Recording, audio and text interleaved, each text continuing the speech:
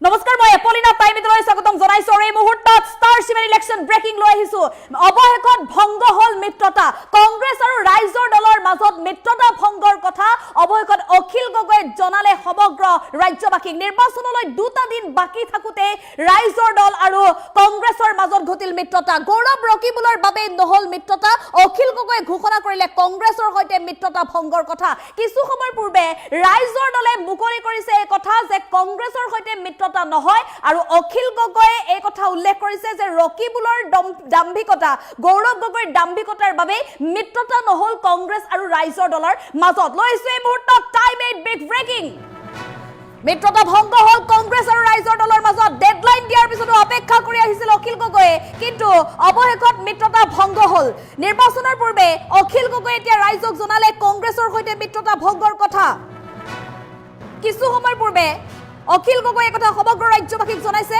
অখিল গগৈ কংগ্ৰেছলৈ দিয়া পত্ৰৰ উত্তৰেই দি দিলে কংগ্ৰেছে গৌৰৱ ৰকিবুলৰ আকুৰগুজৰ স্থিতিৰ বাবে মিত্ৰতা ভংগ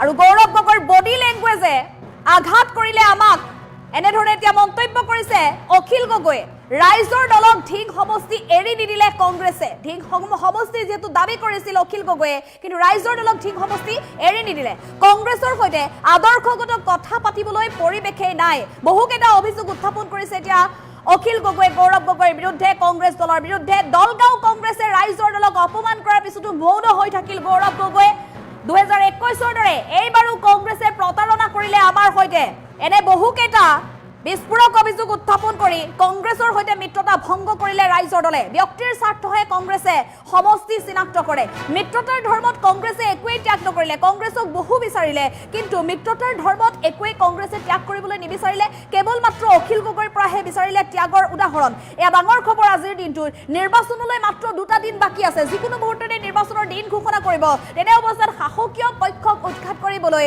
কংগ্ৰেছ দলৰ সৈতে মিত্ৰতাৰ বাবে সাজু হৈছিল অখিল গগৈ আৰু অখিল গগৈ ডেডলাইন বান্ধি দিছিল কিন্তু অখিল গগৈ বান্ধি দিয়া ডেডলাইন কেতিয়াবাই অতিক্ৰম কৰিলে অখিল গগৈ এখন পত্ৰ প্ৰেৰণ কৰিছিল মিত্ৰতা সন্দৰ্ভত আলোচনাৰ বাবে মিত্ৰতা সন্দৰ্ভত কংগ্ৰেছৰ কেইবাগৰাকীও লোকে অখিল গগৈৰ সৈতে আলোচনাও কৰিছিল কিন্তু কংগ্ৰেছৰ সকলো বা কংগ্ৰেছৰ অন্যান্য শীৰ্ষ নেতাৰ আলোচনাৰ পিছতো কিন্তু মিত্ৰতা নহল ৰাইজৰ দল আৰু কংগ্ৰেছৰ সৈতে অৱশেষত গৌৰৱ গগৈ ৰকিবুলৰ বাবে মিত্ৰতা নোহোৱা বুলি অখিল গগৈয়ে সামাজিক মাধ্যমত এই কথা জনাইছে আজিৰ দিনটোৰ আটাইতকৈ ডাঙৰ খবৰ এটা ডাঙৰ ৰাজনৈতিক খবৰ ৰাইজৰ দলে সংবাদ মাধ্যম যোগে সমগ্ৰ অসমবাসীক জনালে এই কথা যি শাসকীয় পক্ষক উৎখাত কৰিবলৈ ৰাইজৰ দলে কংগ্ৰেছৰ সৈতে মিত্ৰতা কৰিবলৈ সকলো ত্যাগ কৰি কংগ্ৰেছৰ সকলো চুক্তি মানিও এক প্ৰকাৰ সাজু হৈছিল অখিল গগৈ যেহেতু ব্যাকুল হৈ পৰিছিল ৰাইজৰ দল ব্যাকুল হৈ পৰিছিল অখিল গগৈ ব্যাকুল হৈ পৰিছিল কংগ্ৰেছ দলৰ সৈতে মিত্ৰতা কৰিবলৈ কংগ্ৰেছক এক প্ৰকাৰ হাতে ভৰিয়ে ধৰিব লগা পৰিস্থিতিৰ সৃষ্টি হৈছিল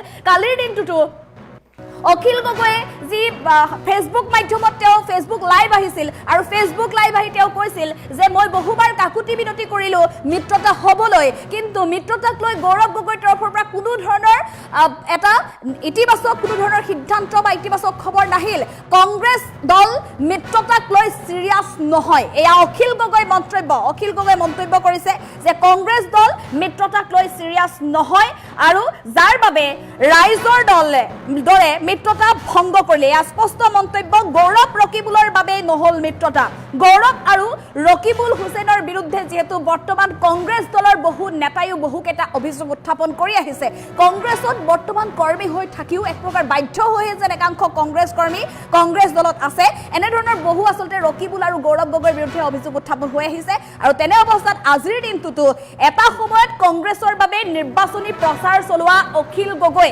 আজিৰ দিনটোত স্পষ্ট ৰূপত এই কথা উল্লেখ কৰিছে যে ৰকিবুল হুছেইন আৰু গৌৰৱ গগৈৰ বাবে মিত্ৰতা নহল এয়া ডাঙৰ খবৰ আজিৰ দিনটোত সমগ্ৰ ৰাজ্যৰ প্ৰতিটো ৰাজনৈতিক দল এতিয়া নিৰ্বাচনৰ বাবে সাজু হৈছে মাত্ৰ কেইটামান দিন বাকি আছে নিৰ্বাচনৰ বাবে তেনে অৱস্থাতে ৰাইজৰ দলে কংগ্ৰেছৰ সৈতে মিত্ৰতা ভংগ কৰাৰ কথা ৰাজহুৱা কৰিলে কিছু মুহূৰ্তৰ পূৰ্বে সংবাদ মাধ্যম যোগে এই কথা জনাইছে ডাঙৰ খবৰ আৰু এই মুহূৰ্তত যদি সম্ভৱ হৈছে অখিল গগৈৰ মন্তব্যও আমাৰ হাতত আহি পৰিছে আমি অখিল গগৈৰ মন্তব্যও আগবঢ়াবলৈ চেষ্টা কৰিম যেহেতু এয়া কিছু সময় পূৰ্বে আহি পৰিছে শেহতীয়া খবৰ কংগ্ৰেছ দল আৰু ৰাইজৰ দলৰ মাজৰ মিত্ৰতা ভংগ হল ৰাইজৰ দলৰ তৰফৰ পৰা অখিল গগৈ ইতিমধ্যে এই কথা জনাইছে মিত্ৰতা ভংগ হোৱা বুলি মন্তব্য কৰিছে যদি এইবোৰত মন্তব্য আছে মই মন্তব্য আগবঢ়াবলৈ চেষ্টা কৰিম অখিল গগৈৰ মন্তব্য আগবঢ়াবলৈ চেষ্টা কৰিছো এই গোটেই দিনজোৰা আলোচনাৰ অন্তত আজি আমি কিছুমান সিদ্ধান্ত গ্ৰহণ কৰিছোঁ আৰু সেই সিদ্ধান্ত সম্পৰ্কে আজি ৰাজহুৱাকৈ এটা প্ৰেছ বিবৃতিৰ জৰিয়তে আমি আপোনালোকক জনাব খুজিছোঁ যাতে কথাবিলাক ইফাল সিফাল নহয় গতিকে ৰিটেন প্ৰেছ বিবৃতিৰ জৰিয়তে আমি কাম কৰিব খুজিছোঁ যোৱা 6 মাৰ্চ 2026 তাৰিখৰ 4টা বিৰোধী দলৰ গুৱাহাটীত অনুষ্ঠিত মিত্ৰতাৰ বৈঠক আৰু সংবাদমেলৰে প্ৰদেশ কংগ্ৰেছে ৰাইজৰ দলক মিত্ৰতাৰ পৰা আনুষ্ঠানিকভাৱে আঁতৰ কৰিলে ৰাইজৰ দলক মিত্ৰতাৰ পৰা আঁতৰাই পতা এই বৈঠক আমাৰ বাবে আছিল অত্যন্ত অসন্মানজনক আমি লক্ষ্য কৰিছোঁ যে প্ৰদেশ কংগ্ৰেছৰ সভাপতি গৌৰৱ গগৈ ডাঙৰীয়াৰ মুখৰ ভাষা আৰু শাৰীৰিক ভাষা কোনোটোৱে মিত্ৰতাৰ সপক্ষে নহয় আৰু তেওঁৰ আচৰণ মিত্ৰ দলবোৰৰ কাৰোৰে বাবে মুঠেও সন্মানজনক নহয় 6 মাৰ্চ তাৰিখে গুৱাহাটীৰ বেলতলাস্থিত গ্ৰীণউড ৰিজৰ্টত অনুষ্ঠিত সংবাদমেলত গৌৰৱ গগৈৰ বক্তব্য আৰু 6 জুলাই 2025 অসম নাগৰিক সমাজৰ বিৰোধী দলবোৰৰ মিত্ৰতা সম্পৰ্কীয় অসম সন্মিলিত নাগৰিক অভিৱৰ্তনৰ বক্তব্য সকলোতে গৌৰৱ গগৈৰ অহংকাৰ স্পষ্ট আছিল অসম সন্মিলিত নাগৰিক সমাজ অভিৱৰ্তনতো তেখেতে বিৰোধী দলসমূহৰ মিত্ৰতাৰ পক্ষত পোনপটীয়াকৈ একো কোৱা নাছিল আৰু যোৱা 6 মাৰ্চৰ 4টা ৰাজনৈতিক দলৰ সংবাদমেলতো ৰাইজৰ দলক মিত্ৰতাত অন্তৰ্ভুক্তিৰ বিষয়টো পোনপটীয়াকৈ একো নকৈ আমাৰ দুৱাৰ খোলা আছে জাতীয় পালমৰা বক্তব্যৰে বুজাই দিছিল যে প্ৰদেশ কংগ্ৰেছৰ সকলোকে একেলগে লৈ মিত্ৰতা কৰাৰ ক্ষেত্ৰত মুঠেও আগ্ৰহ নাই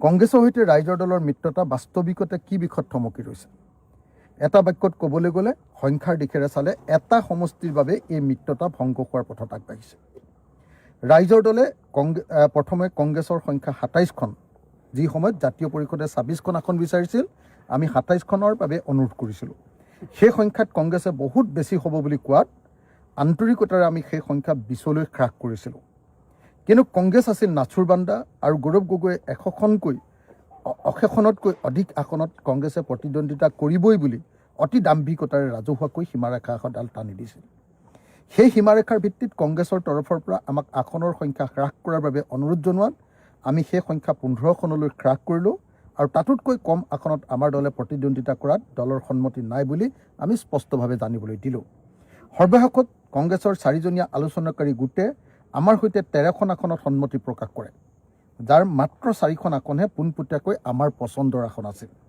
4খন বন্ধুত্বমূলকভাৱে এৰি দিব খোজে আৰু 5খন কংগ্ৰেছৰ দ্বাৰা বিভিন্ন সময়ত আমাৰ ওপৰত জাপি দিয়া আসন অৰ্থাৎ আমি বাস্তৱিকতে 27খন আসনৰ পৰা 4খনলৈ অৱনমিত হ'লোঁ এইটো সংখ্যাতে কংগ্ৰেছে নাচুৰবান্দা হৈ লাগি ৰ'ল সৰ্বশেষত উপায়বিহীন হৈ আমি প্ৰস্তাৱ দিলোঁ যে আমি কংগ্ৰেছৰ সকলো চৰ্ত মানি ল'ম কিন্তু আমাৰ সাংগঠনিক ভিত্তি থকা ঢিং সমষ্টি পোনপটীয়াকৈ প্ৰতিদ্বন্দ্বিতাৰ বাবে আমাক এৰি দিবই লাগিব আমি উপায়হীন এইবাবেই ক'লোঁ যে আমি বিজেপিক আন্তৰিকতাৰে পৰাস্ত কৰিব বিচাৰোঁ সেইটো আমাৰ সংকল্প সেইটো আমাৰ প্ৰতিশ্ৰুতি কিন্তু কংগ্ৰেছৰ বাবে নিজৰ দলৰ স্বাৰ্থটোৱে সিদ্ধান্ত গ্ৰহণৰ একমাত্ৰ মাপকাঠি কৈ থকা আমি দেখিবলৈ পালোঁ তেওঁলোকে পোনপটীয়া আসনৰ হিচাপে আমাক দলগাঁও সমষ্টিটো এৰি দিব খোজে সেই দলগাঁও সমষ্টিটো এৰি দিয়াৰ প্ৰস্তাৱৰ পাছতো সমষ্টিটোত কংগ্ৰেছ নেতাকৰ্মীৰ উত্তাল প্ৰতিবাদ ধৰ্ণা অপপ্ৰচাৰ আৰম্ভ হয় আনকি ৰাইজৰ দলৰ প্ৰাৰ্থীৰ বিৰুদ্ধে অসৌজন্যমূলক আচৰণ ৰাজহুৱাকৈ প্ৰকাশ কৰে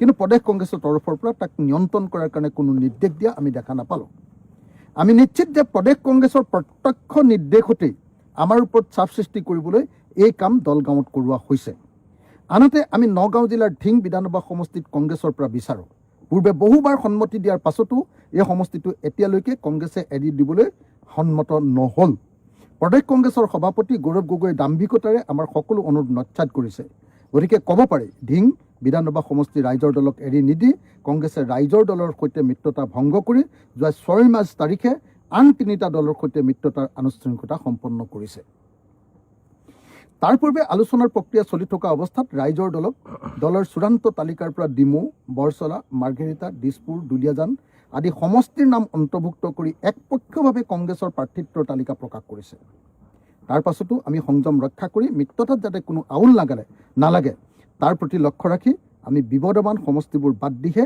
প্ৰাৰ্থী তালিকা ঘোষণা কৰিলোঁ। ৰাইজৰ দলৰ বাবে ফেচিষ্ট সাম্প্ৰদায়িক শক্তিক পৰাভূত কৰাটোৱেই প্ৰধান কথা। আমি বিশ্বাস কৰোঁ দেশ, জাতি, জনগণ এই সামন্তীয় কুশক্তিৰ পৰা উদ্ধাৰৰ বাবে সকলো এতিয়া ককবকাই ৰৈ আছে। এই সাম্প্ৰদায়িকতাবাদী অৰ্থাৎ বিজেপি ভুৱা ৰাষ্ট্ৰীয়তাবাদী আৰু উন্মত্ত, এই উন্মত্ত শক্তিটোৱে দেশ এফালৰ পৰা বিক্ৰী কৰিবলৈ নামি গৈছে। দেশৰ সম্পদ, পুঁজিপতি, কৰ্পৰেট শক্তিক গোগ্ৰাসে চমজাই দিছে। জনতাৰ বজাৰ জনতাৰ হাতৰ পৰা কাঢ়ি নি কৰ্পৰেটবিলাকৰ হাতত এফালৰ পৰা দি দিছে। সিহঁতৰ নীতিৰ ফলস্বৰূপে দেশীয় ব্যৱসায়ীসকলৰ হাহাকাৰ হৈছে, ব্যৱসায় মন্দা হৈ গৈছে।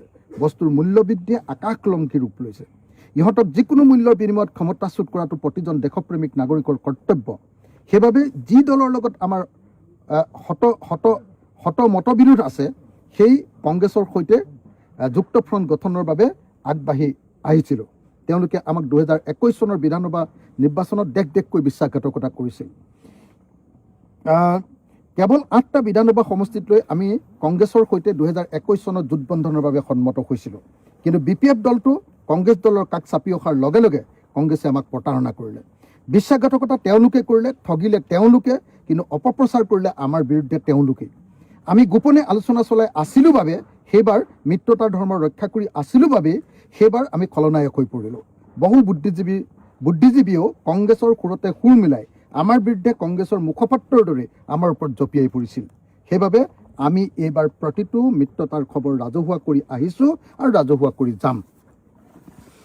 কংগ্ৰেছ বা INC, ইণ্ডিয়ান নেশ্যনেল কংগ্ৰেছ আৰু ৰাইজৰ দলৰ আদৰ্শ পৃথক। কংগ্ৰেছ ৰাষ্ট্ৰীয়তাবাদী, আমি জাতীয়তাবাদী, আমি আঞ্চলিকতাবাদী, আমি ফেডাৰেলিজিমত বিশ্বাসী। তেওঁলোকৰ চিন্তা সামন্তীয়, আমাৰ প্ৰগতিশীল, সমাজবাদী আৰু ছ'চিয়েলিষ্ট। কেৱল ফেচিষ্ট সাম্প্ৰদায়িক শক্তি BJP RSSক প্ৰতিৰোধ কৰাৰ স্বাৰ্থত আমি তেওঁলোকৰ সৈতে যুক্ত ফ্ৰণ্ট গঠন কৰিছিলোঁ। আমাৰ বাবে যুক্ত ফ্ৰণ্ট গঠনৰ নিয়ম হ'ল যুক্ত ফ্ৰণ্টত সদায় প্ৰগতিশীল শক্তিৰ হাতত নেতৃত্ব থাকিব লাগে, তেতিয়াহে জনগণৰ উপকাৰ হয়। কিন্তু কংগ্ৰেছৰ সৈতে আমাৰ যুক্ত ফ্ৰণ্ট গঠনত প্ৰগতিশীল শক্তিৰ নেতৃত্ব বাদেই দিয়ক, কংগ্ৰেছৰ সৈতে কোনো আদৰ্শগত কথা পতাৰ পৰিৱেশে আমি পোৱা নাই। কংগ্ৰেছ মিত্ৰতাক লৈ মুঠেও চিৰিয়াছ নহয়। সঘনে সলনি কৰা তেওঁলোকৰ মিত্ৰতাৰ আলোচনা কৰিবলগীয়া যি সমিতি, সেই সমিতিবিলাকক বদলাই থকাটোৱে প্ৰমাণ কৰে যে তেওঁলোকে মিত্ৰতাত কোনো গুৰুত্ব আৰোপ কৰা নাই। তেওঁলোকে আমাৰ মিত্ৰ দলবোৰৰ সৈতে আলোচনাৰ বাবে মুঠেও সময় দিয়া নাছিল। ক'ৰবাত বিয়া খাবলৈ যাওঁতে, আনকি ৰিপুণ বৰাৰ ছোৱালীৰ বিয়াৰ সময়তহে দেৱব্ৰত শইকীয়াই আমাক লগ পাই প্ৰাৰ্থী তালিকাৰ বিষয়ে আলোচনা কৰিছিল। আনুষ্ঠানিকভাৱে কংগ্ৰেছৰ 4জনীয়া সমিতিয়ে ৰাইজৰ দলৰ সৈতে এবাৰেই আলোচনাত বহিছিল যোৱা 19 ফেব্ৰুৱাৰীত। তেতিয়া আমি গভীৰ উদ্বেগেৰে লক্ষ্য কৰিছিলোঁ যে কংগ্ৰেছ বুলি কোনো দল আচলতে নাই। কংগ্ৰেছ দলৰ অমৈহতীয়া কোনো প্ৰাৰ্থীও নাই। আছে গৌৰৱ গগৈৰ প্ৰাৰ্থী, আছে ৰকিবুল হুছেইনৰ প্ৰাৰ্থী, আছে প্ৰদ্যুৎ বৰদলৈৰ প্ৰাৰ্থী আৰু ৰিপুণ বৰা স্বয়ং নিজেই প্ৰাৰ্থী। ব্যক্তি স্বাৰ্থৰ সমষ্টিয়ে যেন কংগ্ৰেছ, সেইটো আমি অনুভৱ কৰিছিলোঁ। আমি মিত্ৰতা বিচাৰোঁ। ৰাইজৰ দলে গভীৰভাৱে আন্তৰিকতাৰে মিত্ৰতা বিচাৰে আৰু এই মিত্ৰতা বিচাৰোঁ সাম্প্ৰদায়িক ফেচিবাদী শক্তিক উৎখাত কৰিবৰ কাৰণে, জনতাক শান্তি দিবৰ কাৰণে। সেইবাবে কংগ্ৰেছৰ সকলো কেৰামতালি আমি সহ্য কৰি আছিলোঁ। কিন্তু মিত্ৰতাৰ বাবে যি ত্যাগ লাগে, সেই ত্যাগ কেৱল ৰাইজৰ দলেহে কৰিব লাগিবই বুলি আমি কেতিয়াও মানি ল'ব নোৱাৰোঁ। সেয়া কোনো গণতান্ত্ৰিক দৃষ্টিভংগী নহয়। ৰাইজৰ দলৰ চমু ইতিহাসটোৱে হ'ল ত্যাগৰ ইতিহাস। 2021 চনৰ বিধানসভা নিৰ্বাচনত কংগ্ৰেছে আমাক বিশ্বাসঘাতকতা কৰিলে, তথাপি আমি সামান্য কেইখনমান আসনতে প্ৰতিদ্বন্দ্বিতা কৰিলোঁ। তাৰ পৰৱৰ্তী 2021 চনৰ উপ নিৰ্বাচনত 5খন আসনৰ ভিতৰত কেৱল ডিমৌ সমষ্টিটো আমি বিচাৰিছিলোঁ। তেতিয়া তাৰ নাম আছিল আপোনাৰ থাওৰা, কিন্তু নিদিলে। সেই নিৰ্বাচনত কংগ্ৰেছে পালে 5,892টা, অৰ্থাৎ 6.65% ভোট থাওৰাত, আৰু ৰাইজৰ দলে পালে 24,395, অৰ্থাৎ 27.52% ভোট। তাৰ পাছতো 2026 চনৰ বিধানসভা নিৰ্বাচনত গৌৰৱ গগৈয়ে আমাক ডিমৌ বা থাওৰা সমষ্টিটো এৰি দিবলৈ অনুৰোধ কৰিলে আৰু আমি গৌৰৱ গগৈৰ অনুৰোধত সেই সমষ্টিটো এৰি দিবলৈও সন্মত হ'লোঁ। 2024 চনত অসমৰ পঞ্চদশ বিধানসভাৰ দ্বিতীয়টো উপ নিৰ্বাচনত গৌৰৱ গগৈয়ে মিত্ৰজোঁট ভাঙি চুৰমাৰ কৰিলে সম্পূৰ্ণ দাৰ্ভিকতাৰে, আৰু AICCৰ ক্ষমতাৰে বলিয়ান হৈ তেওঁ বিহালীৰ আসনখন CPIML দলৰ পৰা কাঢ়ি ল'লে। তেতিয়ালৈকে কংগ্ৰেছৰ সদস্য পদ গ্ৰহণ নকৰা BJPৰ এজন সদস্যক কংগ্ৰেছৰ প্ৰাৰ্থিত্ব দি BJPৰ এজন অতি কেঁচা প্ৰতিদ্বন্দ্বীৰ হাতত গৌৰৱ গগৈ ধৰাশায়ী হ'ল। 2024 চনৰ লোকসভা নিৰ্বাচনতো ৰাইজৰ দলক এখনো আসন এৰি নিদিলে। আমি ত্যাগ কৰি দিলোঁ। ৰাইজৰ দলে সৰ্বোচ্চ কষ্ট কৰি যোৰহাট, নগাঁও, কৰিমগঞ্জ, ধুবুৰীৰ কংগ্ৰেছৰ প্ৰাৰ্থীক জিকোৱাত মনোনিৱেশ কৰিলোঁ। এখনক বাদ দি 3খন আসনত কংগ্ৰেছ জয়ী হ'ল। আমাৰ অভিজ্ঞতা হ'ল ৰাইজৰ দল মানে ত্যাগ, ত্যাগ আৰু ত্যাগ। এতিয়া 2026 চনৰ বিধানসভা নিৰ্বাচনতো কংগ্ৰেছে আমাৰ বাছনিত মাত্ৰ 4খন আসন এৰি দিছে। মাত্ৰ 15খন আসনৰ 13খন আসন এৰি দিব খোজে। তাৰে 9খনেই কংগ্ৰেছৰ বাছনি আৰু সেই 9খনৰো 4খনেই বন্ধুত্বমূলক প্ৰতিদ্বন্দ্বিতাৰ বাবে।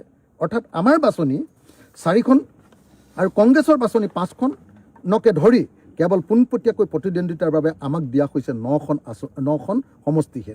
এতিয়া 4খন বন্ধুত্বমূলক আসনৰ এখন ঢিং আমাক পোনপটীয়াকৈ এৰি দিলেই আমি সকলো ত্যাগ কৰি মিত্ৰতা কৰিবলৈ প্ৰস্তুত আছোঁ বুলি বাৰম্বাৰ আমি জনাই আহিছিলোঁ।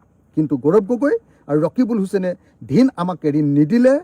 আনসকলে এৰি দিয়াৰ পক্ষপাতি আছিল যদিও আনকি AICCও আমাৰ সন্মুখত ঢিং এৰি দিম বুলি ঘোষণা কৰিছিল।